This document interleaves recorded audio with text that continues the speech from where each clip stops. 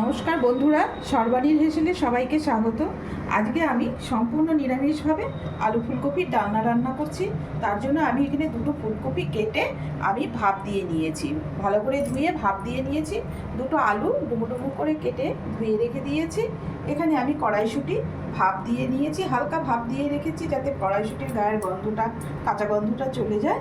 আমি এখানে 2 মুঠ গোবিন্দভোগ চাল আমি ধুয়ে রেখে দিয়েছি। আজকে আমি গোবিন্দভোগ চাল দিয়ে ফুলকপি আলুর ডালনাটা করছি।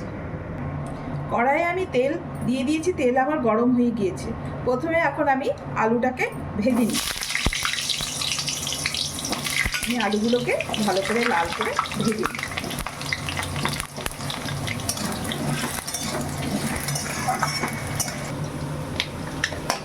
আলুগুলো আমার ভাজা হয়ে গিয়েছে। এই যে আমি আলুগুলোকে এখন আস্তে আস্তে তুলে দিচ্ছি। এই যে আমি এইভাবে আলুগুলো ভেজে নিয়েছি। এখন আমি ফুলকপিগুলোকে ভেজে নিচ্ছি আস্তে আস্তে। সব ফুলকপিগুলো আমি দিয়ে দিই।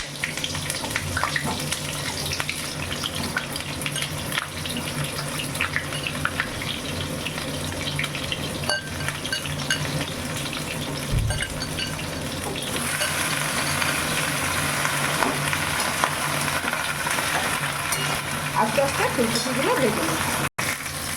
আমার ফুলকপিগুলো ভাজা হয়ে গিয়েছে, এইরকম ভাজা হয়েছে, এখন আমি ফুলকপিগুলো আস্তে আস্তে নামিয়ে নিই।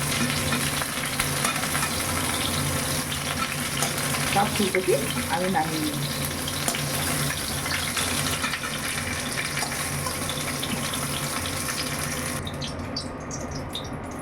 আমি কপিগুলো যে এইভাবে ভেজে নিয়েছি, সব এই যে দেখ লাল করে ভেজে নিয়েছি। এখন আমি এই তেলটার মধ্যে একটা ক্যাপসিকাম কেটে রেখেছি চৌকো চৌকো করে, এই ক্যাপসিকামটা ভেজে নিচ্ছি। আজকে আমি ফুলকপির তরকারিতে, চাল কপিতে আমি ক্যাপসিকাম ভাজা দেবো। ক্যাপসিকামটা আমার এইরকমই ভাজা হয়েছে, এর চেয়ে বেশি আমি ভাজবো না। এখানে আমি একটা টমেটো কেটে রেখেছিলাম, সেই টমেটোটাও আমি দিয়ে একসাথে আমি খুব হালকা ভেজে নেব,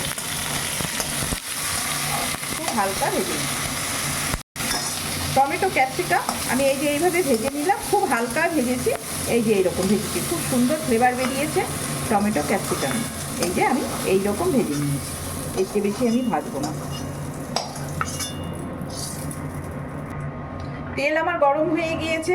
এখানে আমি 5 ফোড়ন, গোটা গরম মশলা সোমবারে দিয়ে দিলাম, সেই সাথে 2টো তেজপাতা দিয়ে দিলাম।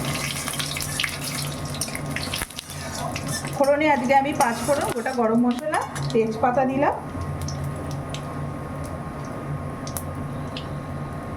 ফোড়ন আমার পুড়ে গিয়েছে, আমি 1 চামচ হিং দিয়ে দিলাম। আমি এখানে গোবিন্দভোগ চাল ধুয়ে রেখেছিলাম 2 মুঠো, সেটা আমি দিয়ে আমি ভেজে নিচ্ছি ভালো।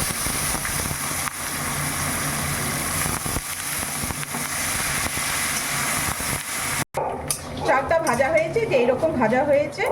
এখন আমি একটা টমেটো কেটে রেখেছিলাম, সেই টমেটোটা দিয়ে ভেজে নিচ্ছি। টমেটোর গায়ের কাঁচা গন্ধটা চলে যাবে। এখানে 1 চামচ আদা বাটা দিয়ে দিলাম, দিয়ে আমি একটুখানি জল দিয়ে দিচ্ছি, কারণ চালটা আছে। এখানে 2 চামচ জিরে ধনের গুঁড়ো, 1 চামচ লঙ্কার গুঁড়ো, 1 চামচ হলুদের গুঁড়ো আছে, দিয়ে আমি আবারও একটু জল দিয়ে দিই। মশলা প্রায় কষে গিয়েছে। এখানে পরিমাণ মতো নুন চিনি দিয়ে দিলাম। চিনি আমি 1 চামচ দিয়েছি, নুন 1.5 চামচ দিয়েছি। সেই সাথে আমি এখানে একটু কাজু বেটে রেখেছিলাম, কাজু বাটাটাও দিয়ে দিলাম। দিয়ে আমি একটু নাড়াচাড়া করে নিচ্ছি।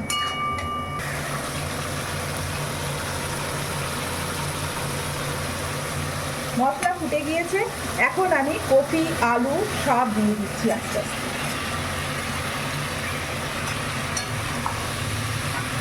সেই সাথে আমি কড়াইশুঁটি ভাপিয়ে রেখেছিলাম, সেই কড়াইশুঁটিটাও দিয়ে দিচ্ছি। নিরামিষের দিনে এইরকম চাল কপি খেতে খুব ভালো লাগে, এইরকম করে খেয়েও খুব ভালো লাগবে। মশলা কষে গিয়েছে, কপি আলু কড়াইশুঁটি সব দিয়ে কষে দিয়েছি, সুন্দর কষেছে, গন্ধটাও খুব ভালো বেরিয়েছে। এখন গরম জল করে রেখেছি পাশের গ্যাসে, আমি এই জলটা দিই।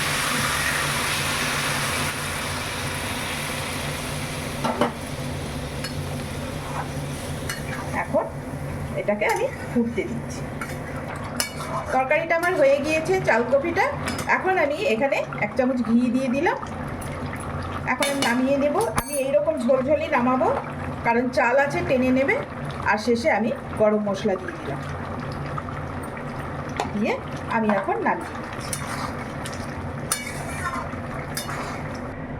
এখন আমি চালকপি আস্তে আস্তে নামিয়ে নিচ্ছি। আমি একটু ঝোলই নামালাম, চালে ঝোল টেনে নেবে। খুব সুন্দর ফ্লেভার বেরিয়েছে। এইভাবে করে খেয়েও নিরামিষের দিনে খুব ভালো লাগবে।